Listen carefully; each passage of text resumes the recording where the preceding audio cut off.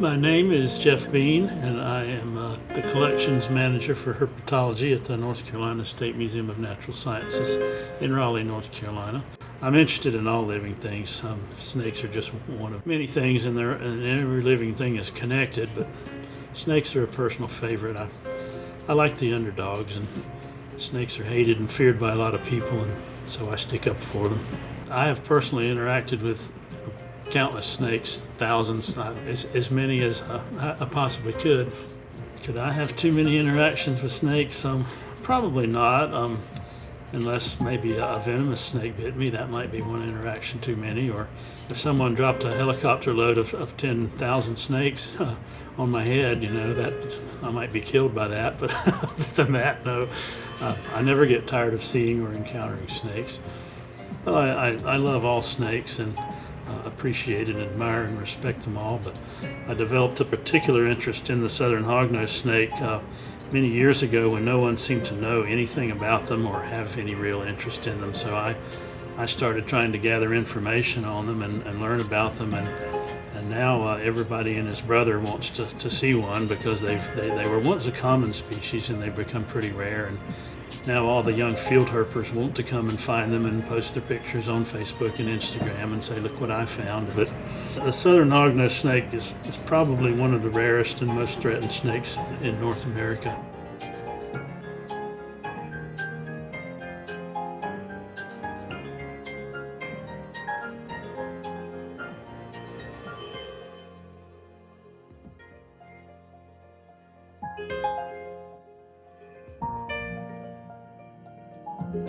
They contribute the same thing other species contribute. They eat certain species and they are eaten by certain species. They're part of a system that's millions of years old.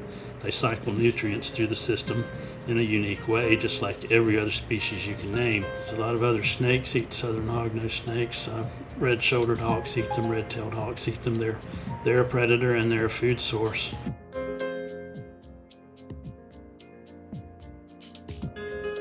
Sinus basically means nose or snout. It's the same root word as sinus if you have a sinus infection. I tell people I have a sinus infection. Well, hognose snakes are called that because their nose somewhat resembles a pig's nose if you use your imagination. Their rostral scale is pointed and turned up, sort of like a spade, and they use that for burrowing. They burrow into the sandy soil and spend a lot of time there, and they also dig for their primary food. And that was just simply an effort to gather as much information as we could on this species, where it occurred, what its status was, what it eats, how it spends its time. Primarily, we've done road searches for them. They're very secretive snakes, and they spend most of their time underground. But when they do move on the surface, they're very cryptic. They're very, very difficult to find just walking around looking at the ground. We have also radio tracked a few individuals. We've implanted small radio transmitters in the coelomic cavity of the snakes and followed them around.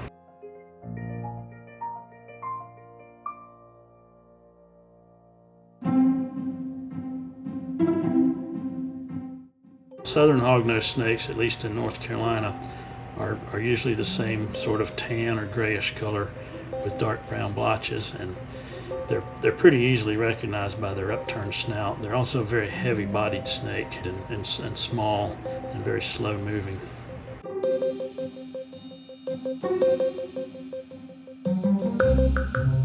These hatchlings are, maybe 6 or 7 inches when they first hatch, and then an adult, a big adult, might be, 23, 24 inches. Here's a jar of adults, and you can see they're fairly small snakes. Southern hognose snakes specialize on eating the eastern spadefoot toad.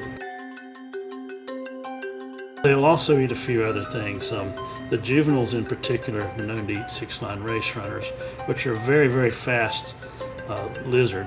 They're our fastest terrestrial reptile, which is ironic because the Southern hognose snake is one of our slowest terrestrial reptiles.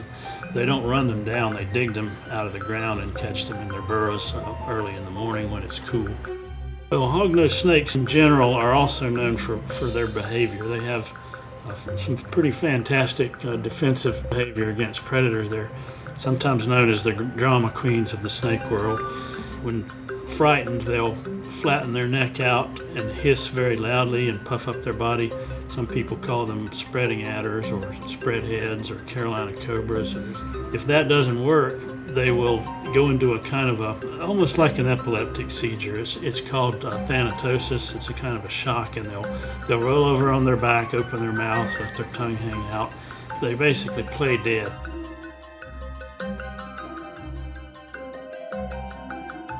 Their first reaction usually is to freeze and rely on their superb camouflage. Hognose snakes are not dangerous at all to humans or domestic animals or anything like that. They have a saliva that has some toxins in it for their prey, but it's certainly no threat to humans.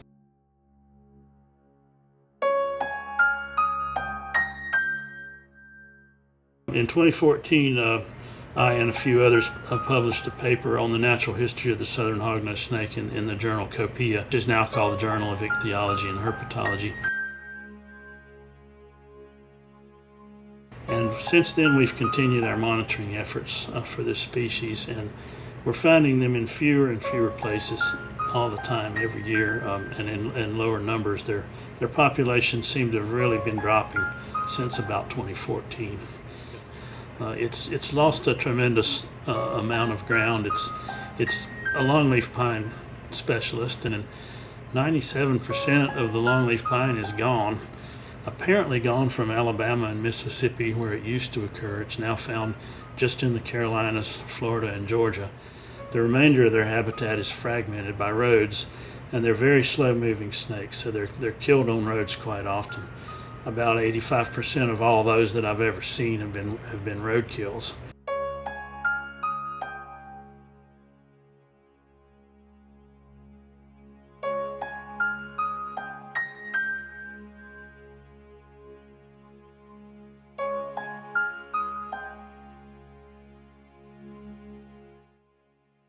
They've really declined precipitously in places where fire ants are prevalent, so that may be a big factor. There might be diseases involved that we don't know about. People do collect them for the pet trade illegally, and that may be a factor too, but just road mortality and fragmentation of their habitat in the places where it does occur, those seem to be the big threats. So what could be done to protect the southern hognose snake? It's all about habitat. For every species out there, they have to have a place to live. They've got to have habitat. The only way to protect them really is to set aside enough habitat and take away the things in the habitat that are a threat to them, like busy roads cutting right through the middle of it, that sort of thing. And that's a difficult thing to do. Sometimes I think my only purpose here on the earth is to document what we've lost and what we're continuing to lose. So if that's all I can do, that's what I'll continue to do.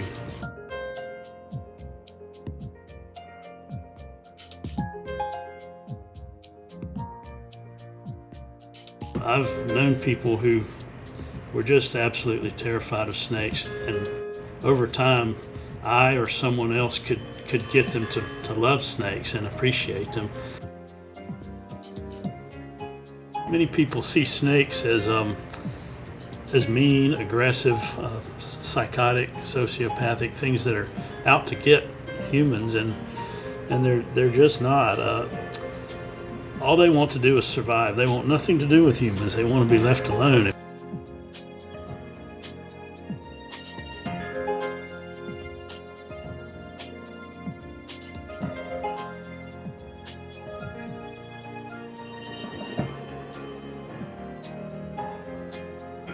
Snakes can feel pain and fear, and they can get too cold or too hot just like we can. They deal with many of the same dangers that we do.